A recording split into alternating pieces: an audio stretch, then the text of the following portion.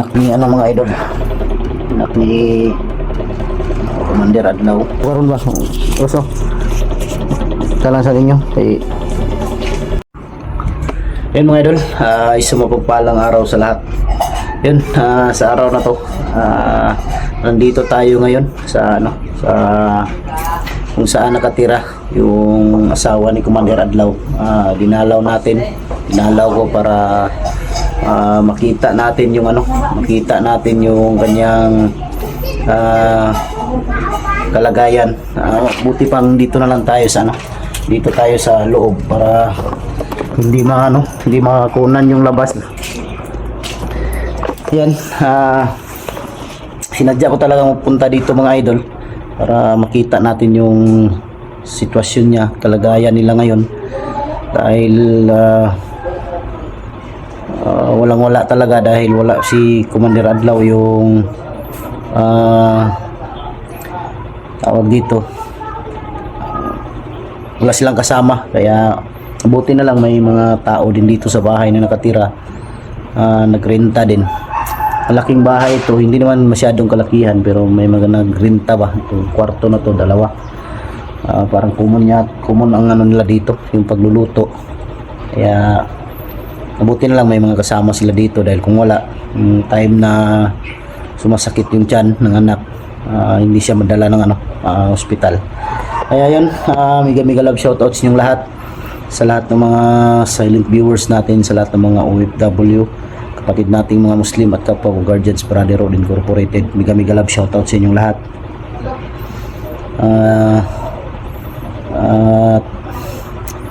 Shoutout kay Mary Grace Giberson ng Chicago, kay Ate Bibs Bernas ng LA, Ate Mel, kay Ate Takashi Mercy, kay Ate MJ, Jimmy Ramirez, Bindiho Vlog,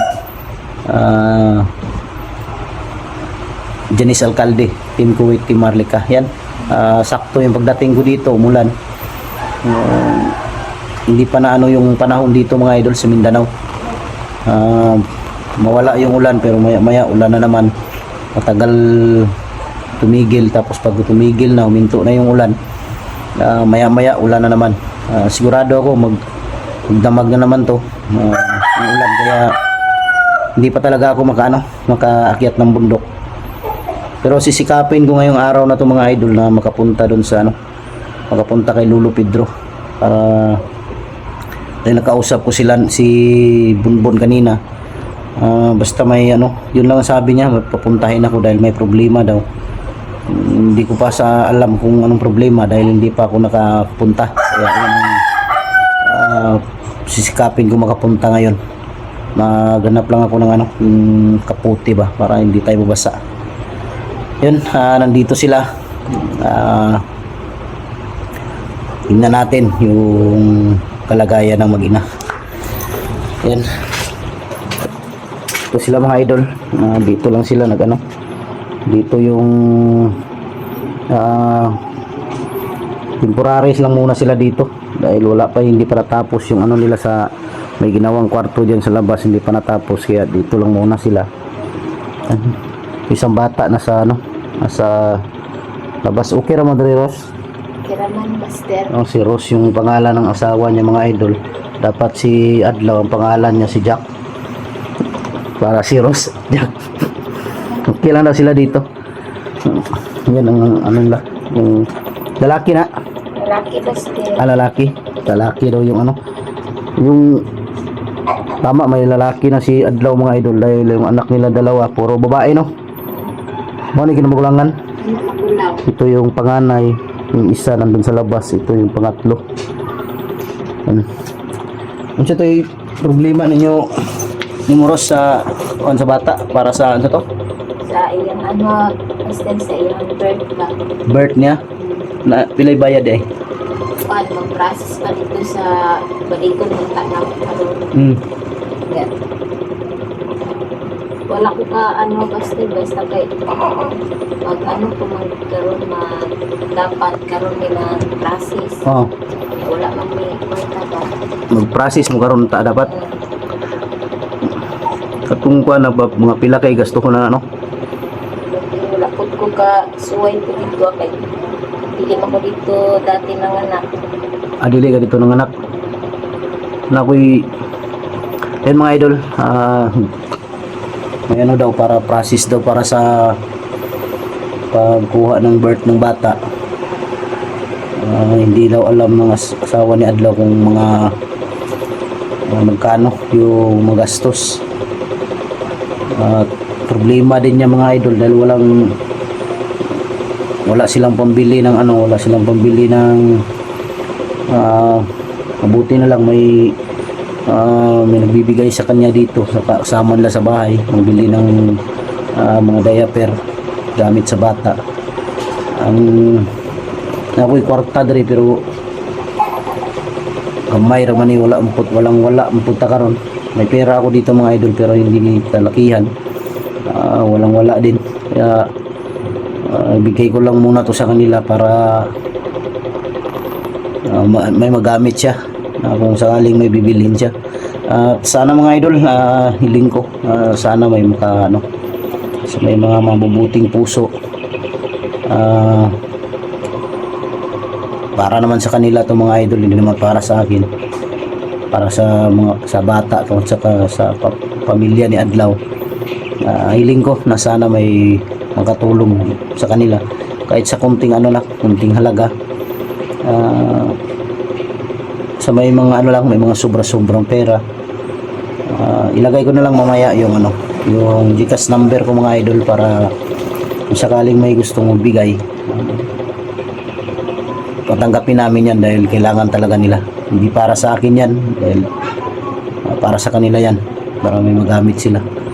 Yan, ito yung anak ni mga idol, anak ni Commander Adlaw, lalaki. Mabuti rin wala si Commander Adlaw dito mga idol dahil baka pag nandito din yun, baka sunod na buwan buntis na naman itong asawa niya. Yeah. Mabuti na lang wala si Adlaw pero sisikapin ko na makuha dahil alam ko masaya yun kung nalaman niya na nanganak yung asawa niya tapos lalaki pa, dahil pangarap daw talaga nilang dalawa na magkaroon sila ng lalaki. Dahil puro babae yung anak, pangarap daw ng dalawa na magkalalaki sila dahil hindi na daw magbuntis yung asawa. Pero hindi ko alam kung hindi mabuntis. At dirir kiran yung higdanan. Sin ako ikwandri. Ano lang sa ninyo ni? Wala pod ko karon ba? Oso. Kalang sa ninyo kay sa karon wala pa yun. Kira kay basig na day mo hatag day, hatag lang ako sa inyo para napod mo yung gamit ba. Ay isud kay wala kay pagpalit og kuan diaper ng bata. So yun mga idol, pagkatapos ko dito pupunta ako kay Tulo Pedro.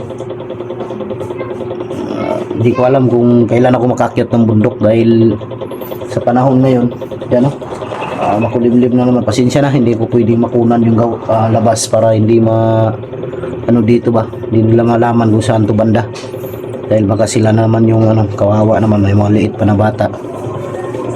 Ito pa yung isa yan ito yung nila, common sila dito. Isa lang sila dito mga idol.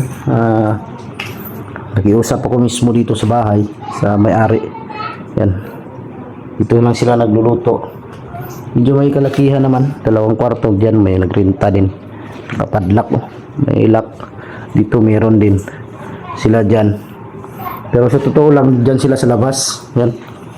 Yan sila sa labas mga idol. Yan. May ginawa na pero wala pang bubong at saka dingding. Diyan sila sa labas. Hindi ko alam kung magkano yung nila dyan, renta. Kaya tayo lang namin na matapos yung labas para dyan sila makalipat. Yun, ulitin ko, nakikiusap ako sa inyo mga idol, lalong lalo na sa may mga mabubuting puso na kung may sobra-sobrang pera, sana matulungan natin yung asawa ni Commander Adlaw na pambili ng kailangan para sa bata. Kung meron lang sana ako, walang problema, pero wala pa sa ngayon mga idol dahil ang dami ding bayarin. Kaya nakikiusap ako sa inyo, nakapalan ko na yung mukha ko mga idol para lang para sa kanila, para sa mga bata, at pangbili din nila ng ano ba, makabili din sila ng pagkain nila. Dahil pagpunta ko dito kanina, ano lang yung kinain nila pagdating ko, kumain lang sila ng pan, tsaka pansit canton. Yun lang ang inano nila dahil wala na, kunti na lang yung bigas pa, nagtitipid din. Binigyan ko ngayon ng ng 1K para may mabili sila na bigas, ulam, at yung sobra ibili ni Rose ng kasawa ni Adlaw, ibili ng diaper ng bata. Ay mahirap pag walang diaper. Tapos kunti lang yung kunti lang yung tawag dito, kunti lang yung damit ng bata, kailangan dagdagan para bis araw-araw yan magbihis kasi. Kaya yun, sana matulungan natin siya mga idol. Kahit kunting halaga lang, okay na yan. Pag maipon yan, malaki na yan para sa kanila. Alam ko may mga may mga solid supporter tayo dyan ng mga mabubuting puso, yung may mga sobra na pera. Okay, mag-alala, hindi para sa akin yan, hindi mapupunta sa akin yan, mapupunta yan sa kanila.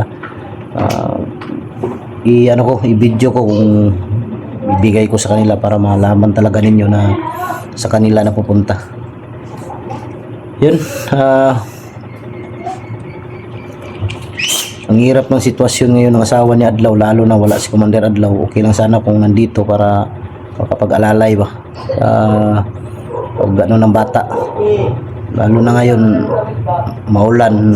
Paano makalaba dahil ang bata nandyan, walang magbantay. Okay lang sana kung nandito daw yung nakatira dito sa araw-araw nandito sa kabilang kwarto, yan maalalay daw yun.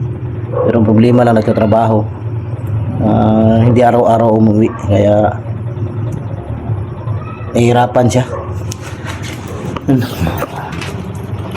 Mga idol, kaya ang Ross kayo basig na mo kuan na mga tag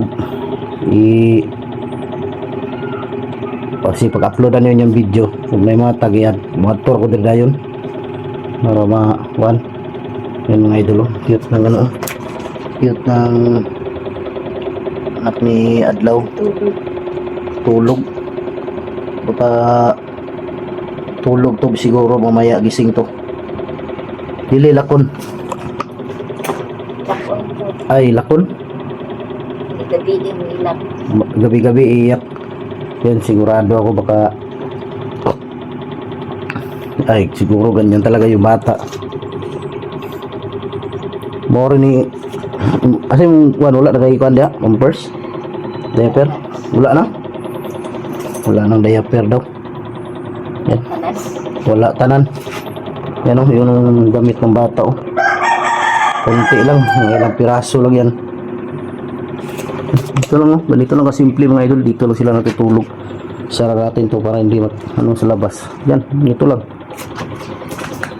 Yan, ito lang yung nila ito lang sila yung pang nila, pang tabo nila. Yan, ulitin ko, maraming salamat sa inyong lahat, inyong walang sawang pagsuporta mula noon hanggang ngayon. At ulitin ko rin mga idol, sana matulungan natin sila. Ilagay ko mamaya yung GCash number ko, baka sakaling may gustong magbigay, magabot ng tulong para sa asawa ni Adlaw. Malaking tulong na yan. Malaking pasasalamat na yan mga idol, para may gastos sila, may magamit siya pang araw-araw, dahil mahirap lalo na ngayon bagong panganak. Nung isang araw pa nanganak, hindi lang ako nakapunta agad dahil nga sa laging umulan. Yan, hanggang dito na lang siguro yung video natin, dahil sisikapin ko pa ngayon makarating doon kay Lolo Pedro para makumusta natin din yung kung ano yung problema na sasabihin ni Lolo Pedro sa akin, para malaman natin. Mahirap na kasi kung kahula-hula lang kung ano yung problema. Maraming salamat. God bless ating lahat. I love you all.